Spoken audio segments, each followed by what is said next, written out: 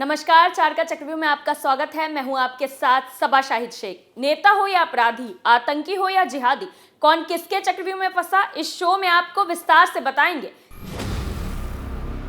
चक्रव्यूह में सबसे पहले बात मदरसे के मौलवी की, जिसका घिनौना खेल बेनकाब हो गया। मदरसे के हाफिज ने 12 साल के बच्चे से किया कुकर्म, किसी को बताने पर दी मारने की धमकी, साथ ही कहा शिकायत मत करो, ये दीन का मामला है। दूसरी खबर में बात अलीगढ़ मुस्लिम यूनिवर्सिटी की। एएमयू के हॉस्टल में घुसे बदमाश, हिंदू छात्र के मुंह में ठूसा तमंचा और हॉकी डंडों से पीटा।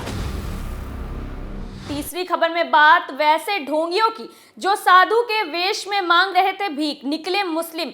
बिहार में 6 लोगों की धुनाई के बाद ग्रामीणों ने पुलिस को सौंपा, साथ ही दावा किया कि तलाशी में चाकू छुरे भी मिले। चौथी खबर में बात स्वामी प्रसाद मौर्य की। स्वामी प्रसाद मौर्य ने धीरेन्द्र शास्त्री पर किया तीखा प्रहार, बताया ढोंगी और पाखंडी। तो चलिए खबरों से आगाज करते हैं और सबसे पहले बात मदरसों के मौलवियों की। उत्तर प्रदेश के गाजियाबाद में एक मदरसे में नाबालिग छात्र के साथ कुकर्म का मामला सामने आया है। ये मदरसा आयशा मस्जिद में चल रहा है। पीड़ित छात्र के अब्बा ने मदरसे के हाफिज के खिलाफ पुलिस में तहरीर दी है। हाफिज ने इसे दीन का मसला बताते हुए शिकायत नहीं करने की सलाह दी। फिलहाल हाफिज फरार चल रहा है। आयशा मस्जिद में एक मदरसा चलता है। इस जगह पर हाफिजी मामून बच्चों को इस्लामी तालीम देता है। मदरसे में बागपत के गांव असाला के रहने वाले एक शख्स ने 6 महीने पहले अपने 12 साल के बच्चे का एडमिशन करवाया था। तब से बच्चा मदरसे में ही रहकर दीनी तालीम हासिल कर रहा था। हाफिज मामून उस पर बुरी नजर रखता था। पहले तो हाफिज ने बच्चे के साथ कुकर्म किया, फिर अगले दिन बच्चे को दिन भर मदरसे से बाहर नहीं निकलने दिया। किसी तरह फिर बच्चा मदरसा से निकला। एक राहगीर के फोन से अपने अब्बा को हाफिज के लिए किए गए कारनामों की जानकारी दी। इसके बाद पीड़ित अब्बा आयशा मस्जिद पहुंचे। फिर उन्होंने आरोपी हाफिज से सवाल जवाब किया। इस पर हाफिज मामून ने उन्हें मामले की शिकायत किसी से ना करने की सलाह दी। हाफिज ने कहा कि इससे मदरसा बंद हो सकता है और ये दीन का मामला है, लेकिन पीड़ित के अब्बा ने शिकायत दर्ज करवाई। एसीपी ने बताया कि मामले में एफआईआर दर्ज कर ली गई है। आरोपी हाफिज की तलाश के लिए पुलिस टीमों का गठन किया गया है। जल्द ही आरोपी को पकड़ लिया जाएगा। हालांकि ये कोई पहला मामला नहीं है जब मौलाना की काली करतूतें सामने आई है। इससे पहले भी केरल में एक मदरसा के मौलवी को अपनी बेटी के साथ दुष्कर्म के मामले में उम्र कैद की सजा सुनाई गई। 6 लाख रुपए का जुर्माना भी लगाया गया है। बार बार दुष्कर्म के बाद लड़की गर्भवती हो गई थी। 15 साल की पीड़िता अपने कमरे से ऑनलाइन पढ़ाई कर रही थी। इसी दौरान उसका पिता कमरे में घुसा और छेड़छाड़ करने लगा। बेटी ने विरोध किया तो मौलवी उसे जबरन खींचकर अपने बेडरूम में ले गया और उसके साथ दरिंदगी की। विरोध किए जाने पर मौलवी ने अपनी बीवी को भी जान से मार डालने की धमकी दी। हमारे देश में ऐसे कई दरिंदे हैं जिससे हमें अपने बच्चों को बचाने की जरूरत है। मदरसों का सर्वे कराने का ये भी एक कारण है कि मदरसे में पढ़ा रहे मौलवियों का भी रिकॉर्ड सरकार के पास हो, ताकि इन बहरूपियों का पता चल सके। लेकिन ये लोग नहीं चाहते ऐसा हो, वरना इनके नापाक इरादे कैसे कामयाब हो पाएंगे। दूसरी खबर में बात अलीगढ़ मुस्लिम यूनिवर्सिटी की। अलीगढ़ मुस्लिम यूनिवर्सिटी अक्सर विवादों के कटघरे में रहता है। हाल ही में 26 जनवरी के मौके पर एएमयू में एनसीसी कैंडिडेट्स ने गणतंत्र दिवस के मौके पर नारे तकबीर अल्लाहू अकबर के नारे लगाए थे। वहीं एएमयू से आतंकवादी भी पनपे हैं। अब एक और नया मामला सामने आया है। हिंदू छात्र को हॉस्टल में घुसकर बेरहमी से पीटा और धमकी भी दी। मामला यूनिवर्सिटी के नदीम तरीन हॉस्टल का है। हिंदू छात्र के मुंह में जबरन तमंचा डालकर उसके साथ हॉकी और डंडों से मारपीट की गई। फिलहाल घायल अवस्था में छात्र को अलीगढ़ के मेडिकल कॉलेज में भर्ती कराया गया है, जहां उसका इलाज चल रहा है। पीड़ित छात्र साहिल कुमार ने बताया कि वो एमटेक फर्स्ट ईयर का स्टूडेंट है। वो शाम को नदीम तरीन हॉल में मोबाइल पर एक लेक्चर देख रहा था। इसी दौरान हॉस्टल आए कुछ लोगों ने दरवाजा खटखटाया। दरवाजा खोलने पर कुछ लोग अंदर आ गए।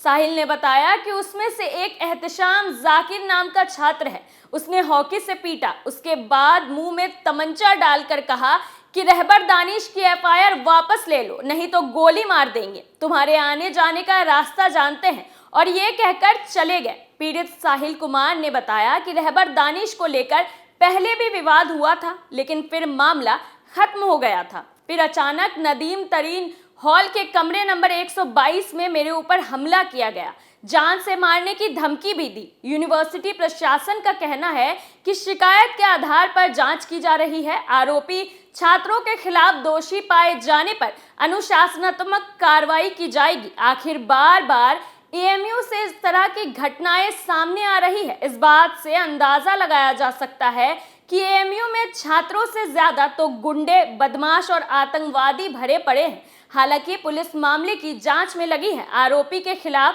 सख्त से सख्त कार्रवाई की जाएगी ताकि एएमयू में जो ये लोग कोहराम मचा रहे हैं उन पर लगाम लगाया जा सके।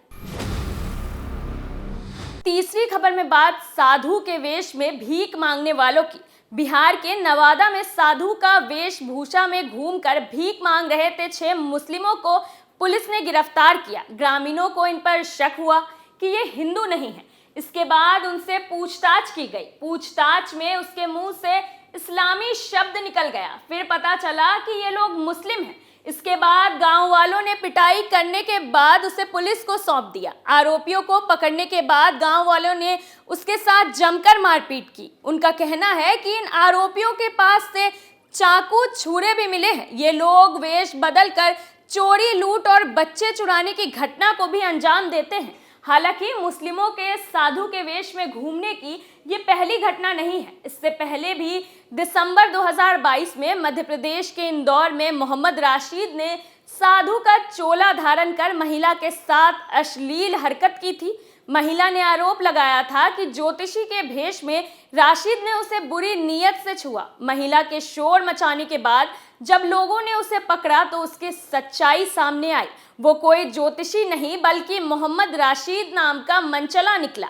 इसके अलावा अक्टूबर 2022 में छत्तीसगढ़ के बालोद जिले के गुरूर में भगवा चोला पहनकर घूम रहे 2 मुस्लिमों को पुलिस ने गिरफ्तार किया था। मुसाफिर जोगी और याद अली नाम के दोनों योगियों की गतिविधियों को संदिग्ध पाने पर लोगों ने उनसे पूछताछ की। इसके बाद पुलिस ने उनसे गायत्री मंत्र और महामृत्युंजय मंत्र सुनाने को कहा तो वो हड़बड़ा गए। जब पुलिस उनसे सख्ती से पूछताछ की तो दोनों ने मना किया, कहा कि वो मुस्लिम हैं। ये लोग साधु को फंसाने का काम कर रहे हैं। पुलिस आरोपियों से सारे राज उगलवा रही है। अब अच्छे से इनकी क्लास लगने वाली है। चौथी और आखिरी खबर में बात स्वामी प्रसाद मौर्य की। समाजवादी पार्टी एमएलसी स्वामी प्रसाद मौर्य बीते कुछ दिनों से अपने बयानों को लेकर चर्चा में है। पहले उन्होंने रामचरितमानस पर विवादित बयान दिया था, जिसके बाद उन्होंने साधु संतों पर टिप्पणी की, जल्लाद और शैतान जैसे शब्दों का भी प्रयोग किया। इसके बाद अब बागेश्वर धाम के पंडित धीरेन्द्र शास्त्री को सपा नेता ने ढोंगी और पाखंडी बताया है। धीरेन्द्र शास्त्री पर अपने ताजा बयान में स्वामी प्रसाद मौर्य ने कहा, मैं ऐसे ढोंगियों के पास जाने में विश्वास नहीं करता हूँ, वो ढोंगी और पाखंडी हैं। कुछ धर्माचार्यों के ढोंग और पाखंड बाहर समझ में आ गए हैं। एक से एक बड़े हत्यारे बैठे पड़े हैं। हनुमानगढ़ी के महंत राजू दास के जरिए इनाम घोषित किए जाने के प्रश्न पर मौर्य ने कहा कि साधु संत धर्माचार्यों को गुस्सा नहीं आता, गुस्सा आ भी जाए तो श्राप देते हैं, सब काम तमाम हो जाता है। सिर काटने वाले अपराधी के रूप में बैठे संत और धर्म की आड़ लेकर बैठे वो अपराधी हैं।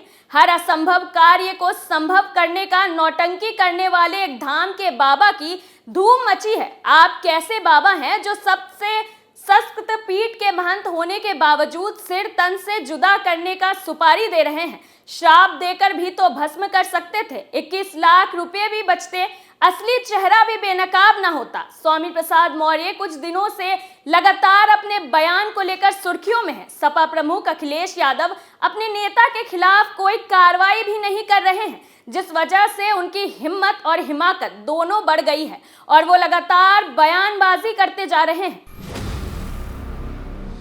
चक्रव्यूह में मेरे साथ आज के लिए इतना ही। कल फिर कौन किसके चंगुल में फंसेगा, नए मुद्दे के साथ फिर पेश होंगे और दिखाएंगे कई और सनसनीखेज खुलासे। तब तक के लिए देखते रहिए कैपिटल टीवी। नमस्कार।